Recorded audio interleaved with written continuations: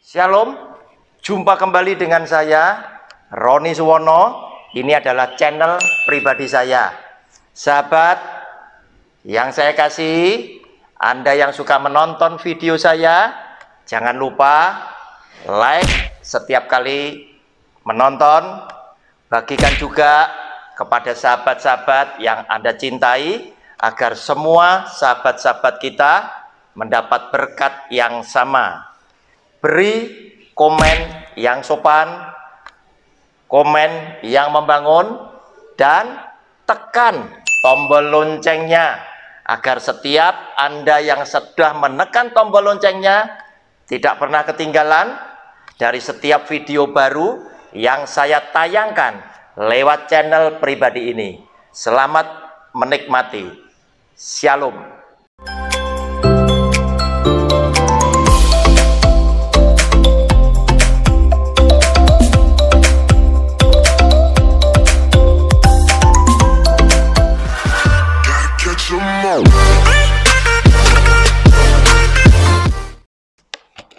Shalom, kembali berjumpa dengan channel pribadi saya lewat program Sabar Selidiki Alkitab bersama Roni Suwono. Kita memasuki video yang keempat dari judul pelajaran Belajar Percaya. Hari ini judul kecil yang kita akan amati yaitu nama Yesus yang Maha Kuasa. Nama Yesus yang Maha Kuasa. Kita mau menyaksikan firman Tuhan lebih dulu dari Lukas pasal 10 ayat 17 sampai dengan yang ke-20. Judul bacaannya adalah Kembalinya ke-70 murid. Kemudian ke-70 murid itu kembali dengan gembira dan berkata, "Tuhan, juga setan-setan takluk kepada kami demi nama-Mu." Lalu kata Yesus kepada mereka, "Aku melihat iblis jatuh seperti kilat dari langit. Sesungguhnya aku telah memberikan kuasa kepada kamu untuk menginjak ular dan kalajengking, dan kuasa untuk menahan kekuatan musuh, sehingga tidak ada yang akan membahayakan kamu. Namun demikian, janganlah bersukacita karena roh-roh itu takluk kepadamu, tetapi bersukacitalah karena namamu ada terdaftar di surga." Saudara yang dikasihi oleh Tuhan, Tuhan Yesus pernah hidup bersama para muridnya itu 2000 tahun yang lalu. Tetapi sekarang dia sudah ada di surga. Kita yang hidup di zaman sekarang tidak pernah melihat Yesus Kristus Tuhan seperti apa. Tetapi dengan iman percaya kita, walaupun kita tidak melihat, kita tetap percaya dia sudah ada di sorga. Nah saudara, jika dia bukan Tuhan yang Maha Kuasa, yang menciptakan langit bumi dengan segenap isinya, maka pastilah semasa dia hidup, dia tidak buat begitu banyak mujizat yang menurut kita bagi manusia itu adalah mustahil. Tetapi bagi dia lakukan dan itu terjadi. Dan sekarang pun, jika bukan karena dia adalah Tuhan yang Maha Kuasa, maka mustahil pula kita berdoa di dalam nama Yesus, ternyata mukjizat itu tetap terjadi. Nah saudara, itulah yang membuktikan bahwa nama Yesus adalah nama yang berkuasa, nama yang Maha Kuasa. Bukan karena saudara dan saya yang hebat, tetapi nama itulah yang menjadikan segala yang kita doakan terjadi karena kita berdoa di dalam nama Yesus Kristus Tuhan. Nah saudara, dia mengutus 70 muridnya, yaitu angkatan yang berbeda dengan 12 rasul, angkatan yang lain. 70 sengaja oleh dia dimuridkan setelah mereka diisi dengan firman dan lain sebagainya, maka supaya mereka punya keyakinan nanti ketika mereka menjalankan tugas pekabaran Injil, mereka tahu bahwa mereka disertai dengan kuasa. Mereka telah diberikan kuasa agar supaya lewat kuasa itu mereka bisa mengusir setan-setan, mereka bisa menyembuhkan orang sakit, dan mereka bisa menahan terhadap serangan musuh, sehingga di dalam hidupnya tidak ada kuasa-kuasa lain yang bisa membahayakan mereka. Nah saudara, mereka sengaja disuruh praktek. Maka ke-70 murid ini setelah menyebar kemana-mana, mereka pulang kembali dan mereka mulai bersukacita dengan segala pengalaman mereka. Mereka mulai melaporkan kepada Tuhan Yesus dan mereka berkata, kemudian ke-70 murid itu kembali dengan gembira dan berkata, Tuhan, juga setan-setan takluk kepada kami demi nama-Mu. Nah saudara yang dikasihi oleh Tuhan, mereka bersukacita karena orang yang kerasuk setan itu bisa disembuhkan oleh para murid ketika para murid berdoa di dalam nama Tuhan Yesus. Nah saudara, namun apa yang terjadi yang menjadikan saran nasihat Tuhan Yesus kepada para muridnya adalah demikian. Dia berkata, sesungguhnya aku telah memberikan kuasa kepada kamu untuk menginjak ular dan kalajengking. Itu adalah lambang iblis dan setan.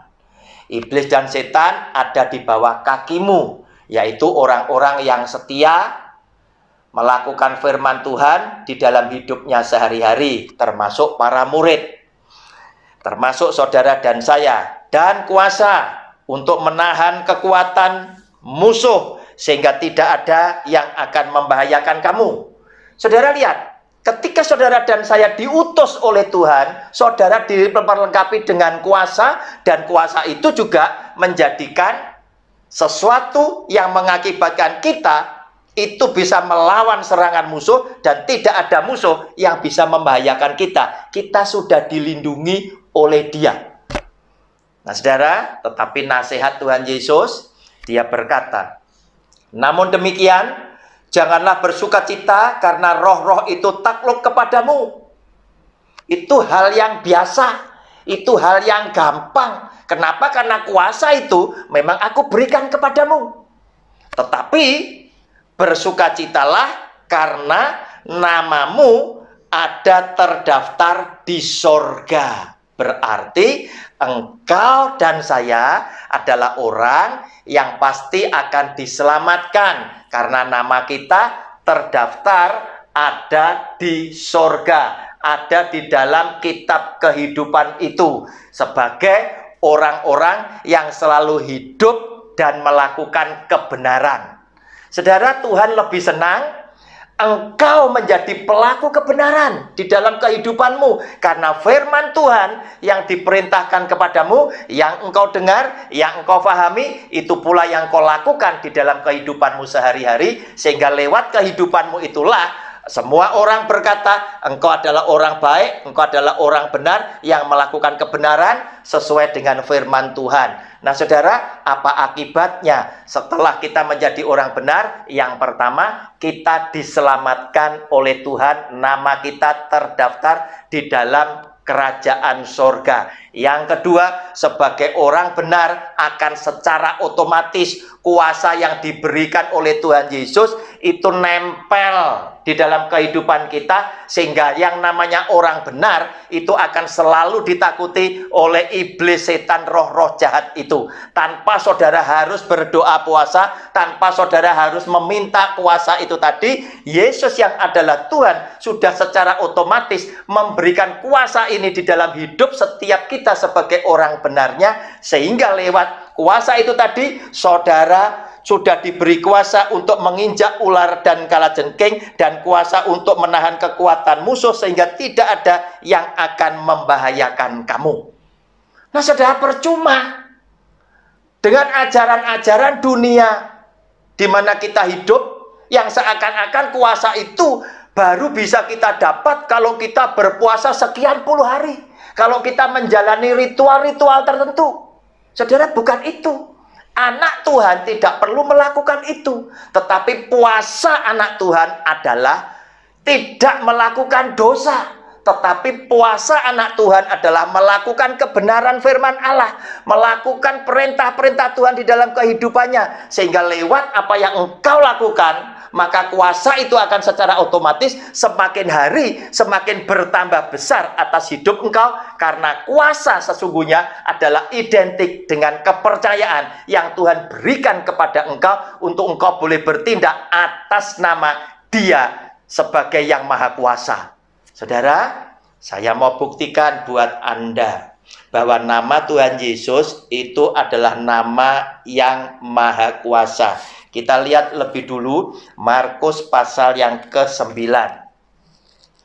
Markus pasal yang ke-9 ayat 38 sampai dengan 40. Demikian bunyi firman-Nya.